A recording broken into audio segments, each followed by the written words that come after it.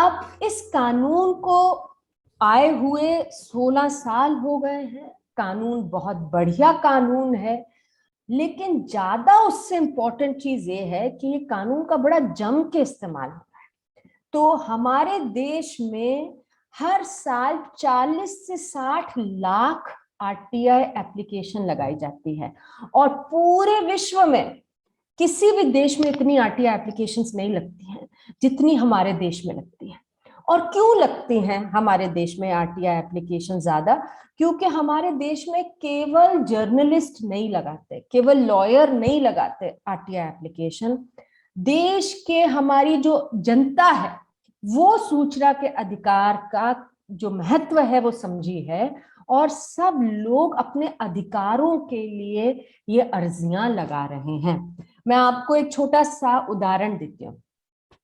जब सूचना का अधिकार कानून आया तो मैं सतर्क नागरिक संगठन, दिल्ली में एक संगठन है एसएनएस, सतर्क नागरिक संगठन में उसके साथ काम करती हूँ, जुड़ी हूँ मैं। तो हम लोग ने जाके दिल्ली में बस्तियों में हम काम करते हैं संगठन। तो एक मीटिंग में बात हुई कि एक बहुत ही बढ़िया कानून आया है, इसका तो खूब जम के इस्तेमाल होना चाहिए। तो एक महिला खड़ी होके कहती है, भाई राशन तो मिलता नहीं, सूचना का क्या करेंगे? तो समझ में आया कि लोगों को सूचना ऐसे ही नहीं चाहिए, उनको तो तब चाहिए सूचना अगर उनके अधिकार उन्हें मिल सके। तो ये पूछा गया कि आपको राशन क्यों नहीं मिलता? तो महिला ने बताया कि हमारे जो राशन दुकान है वो दुकानदार कहता है आपके नाम का राशन सरकार देती नहीं, तो मैं आपको राशन कैसे दूं? तो इसके ऊपर जो आरटीआई कानून है उसका इस्तेमाल महिलाओं ने किया, और 2 महिलाओं ने सबसे पहले दिल्ली में आरटीआई एप्लीकेशन लगाई, और इस कानून के तहत उन्होंने अपने राशन के रिकॉर्ड मांगे। उन्होंने सरकार में जो खाद्य विभाग है वहां पर एप्लीकेशन लगा के अपने क्षेत्र के सभी राशन दुकानों की सूचना मांगी। 30 दिन में सूचना मिल गई उनको, और उस सूचना में जो स्टॉक रजिस्टर था, स्टॉक रजिस्टर जिसमें लिखा जाता है कि कितना स्टॉक आ रहा है हर महीने दुकान पर, स्टॉक रजिस्टर में लिखा था कि हर महीने सबका राशन दुकान पर पहुंच रहा है। और सेल रजिस्टर जो बिक्री रजिस्टर था उसकी कॉपी जब लोगों ने देखी, उसमें देखा कि ऐसे लोगों के नाम थे जो बहुत समय पहले मर चुके थे, ऐसे लोगों के नाम थे जो वहां रहते ही नहीं थे बस्तियों में, और एक ही अंगूठे का निशान पूरे बिक्री रजिस्टर पे था। तो मतलब लोगों ने कहा भाई हम तो हस्ताक्षर करते हैं, ये अंगूठा का निशान हमारा है भी नहीं।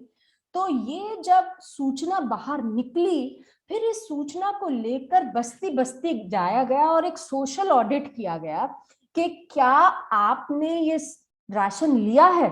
और लोगों ने अपने राशन कार्ड दिखाए और कहा देखिए हमने तो राशन ही नहीं लिया पिछले 3 साल से, और ये दिखा रहा है क्योंकि हमें तो कहा जाता है आपका राशन ही नहीं आया, और ये सूचना तो दिखा रही है कि हर महीने हमारा राशन आ रहा है और कोई उठा के भी ले जा रहा है।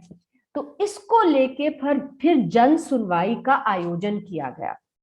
जन सुनवाई में 500 परिवार इकट्ठे हुए, और उन्होंने सभी अधिकारियों के सामने, राशन दुकानदारों के सामने अपनी बात रखी और राशन रिकॉर्ड को पढ़ा, और उन्होंने कहा कि ये चोरी हो रही है और अब हमारे पास प्रूफ है कि चोरी हो रही थी। तो उस प्रूफ को लेकर जब मीडिया में सारी खबरें छपी तो जाहिर है कि एक्शन हुआ। 3 तरीके के एक्शन हुए। पहली चीज, जो वहां के राशन दुकानदार थे जो सालों से चोरी कर रहे थे लोगों का राशन, उनका लाइसेंस रद्द कर दिया गया। दूसरी चीज, जो अधिकारी मदद कर रहे थे चोरी करने में, उनके खिलाफ एक्शन शुरू हुआ। पर तीसरी चीज जो हुई वो सबसे जरूरी थी लोगों के लिए, लोगों को राशन मिलना शुरू हो गया, क्योंकि एक डर बैठ गया कि अगर राशन नहीं देंगे तो सूचना बाहर आ जाएगी और फिर हमारे ऊपर कार्रवाई होगी। तो ये जो बात हुई, इससे लोगों को समझ में आई कि सूचना तो बहुत काम की चीज है, और सूचना मिलने से हमारे दूसरे अधिकार हमें मिल सकते हैं। और सूचना का अधिकार का इस्तेमाल लोगों ने सिर्फ राशन पे फिर नहीं किया, लोगों ने पेंशन उनकी नहीं मिल रही थी। कई लोग आए संगठन के दफ्तर में, उन्होंने कहा कि मेरी वृद्ध माँ है, उनका हमने पेंशन के लिए अप्लाई किया था 4 साल पहले, हर महीने हम जाते हैं, वो कहते हैं अगले महीने आइएगा, आपकी माता का राशन का पेंशन शुरू नहीं हुई है माता जी की, अगले महीने आके पता कर लीजिएगा। तो हम जानना चाहते हैं। तो आरटीआई एप्लीकेशन लगाई, पता चला बेनिफिशियरीज की लिस्ट निकली, तो पता चला कि उनका तो नाम था उसमें बड़े सालों से, तो उनका जो पेंशन आनी थी वो कहीं और भेजी जा रही थी। तो लोगों ने फिर अपना राशन, अपने पेंशन, अपनी सफाई की परेशानी, पानी की समस्या, सड़कों के ऊपर, स्कूलों के ऊपर, सारी जगह पर आरटीआई एप्लीकेशन लगानी शुरू करी और सूचनाएं निकालनी शुरू करी, और सूचनाओं का इस्तेमाल करते हुए अपने संघर्ष आगे लेके गए लोग। तो ये सिर्फ सतर्क नागरिक संगठन में नहीं हुआ, सिर्फ दिल्ली में नहीं हुआ, ये अलग अलग राज्यों में हुआ।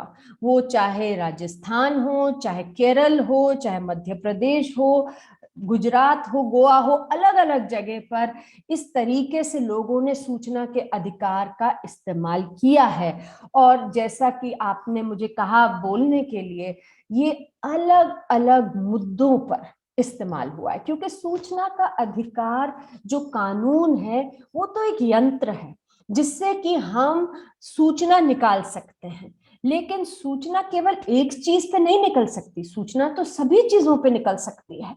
तो अलग कैंपेन्स ने, चाहे वो पर्यावरण पे काम करता हुआ कैंपेन हो, चाहे वो खनन माइनिंग है उस पे काम करता हुआ कैंपेन हो, चाहे वो भूख की समस्या पे कर रहे कैंपेन हो, जो खाद्य सुरक्षा का कैंपेन है वो हो, सब ने सूचना के अधिकार का इस्तेमाल किया है, सूचना निकाली है, और उस सूचना का इस्तेमाल करते हुए अपने अधिकार सरकार से लिए हैं और अपने संघर्ष आगे बढ़ाए हैं। तो ये कानून जो है, इसका इस्तेमाल बहुत ही जबरदस्त तरीके से हमारे देश में हो रहा है। और ये जो कानून है, बहुत इंटरेस्टिंग बात ये है कि लोगों ने अपने रोजमर्रा की जिंदगी और अपने मौलिक अधिकारों पे तो इसका इस्तेमाल किया ही है, साथ ही में इस कानून का इस्तेमाल किया है बड़े भ्रष्टाचार को उजागर करने के लिए। तो लोगों ने बड़े बड़े जो स्कैम्स हैं, चाहे वो 2G हो, चाहे CWG का स्कैम हो, चाहे व्यापम का स्कैम हो, इन सब के ऊपर आरटीआई एप्लीकेशन लगा के सूचनाएं निकाली और इन सब भ्रष्टाचार को उजागर किया है। साथ ही में लोगों ने बड़े बड़े अधिकारियों का भी पर्दाफाश किया है। अब आपने शायद सुना भी होगा, बहुत लोगों ने सूचना मांगी कि जो हमारे जजेस हैं, सुप्रीम कोर्ट के जजेस हैं, हाई कोर्ट के जजेस हैं, भाई वो भ्रष्टाचार तो नहीं कर रहे कहीं, तो भ्रष्टाचार कर रहे हैं नहीं कर रहे हैं तो कैसे पता चलेगा? वो तो तभी पता चलेगा कि हमें मालूम है कि उनकी तनख्वाह कितनी है महीने की, और अगर हमें पता चल जाए कि उन्होंने कितने बड़े बड़े बंगले और घर बना लिए हैं और उनके क्या एसेट्स हैं, क्या उनकी संपत्ति है, तभी लोग देख पाएंगे कि क्या भ्रष्टाचार तो नहीं कर रहे वो कहीं। तो अगर उनका एसेट्स जो है वो उनकी नॉन सोर्सेज ऑफ इनकम से बहुत ज्यादा है, तब भ्रष्टाचार का एक आशंका बन सकती है। तो लोगों ने सूचना मांगी है कि आप सब बताइए कि आपकी संपत्ति कितनी है।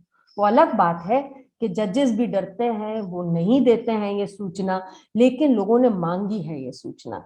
उसी तरह से हमारे देश के प्रधानमंत्री हैं, उन्होंने कहा कि मैंने तो बहुत आगे तक पढ़ाई कर ली, अपने एफिडेविट में लिखा कि मैंने दिल्ली यूनिवर्सिटी से पढ़ाई करी, फिर मैंने गुजरात यूनिवर्सिटी से पढ़ाई करी, बीए करा, एमए करा।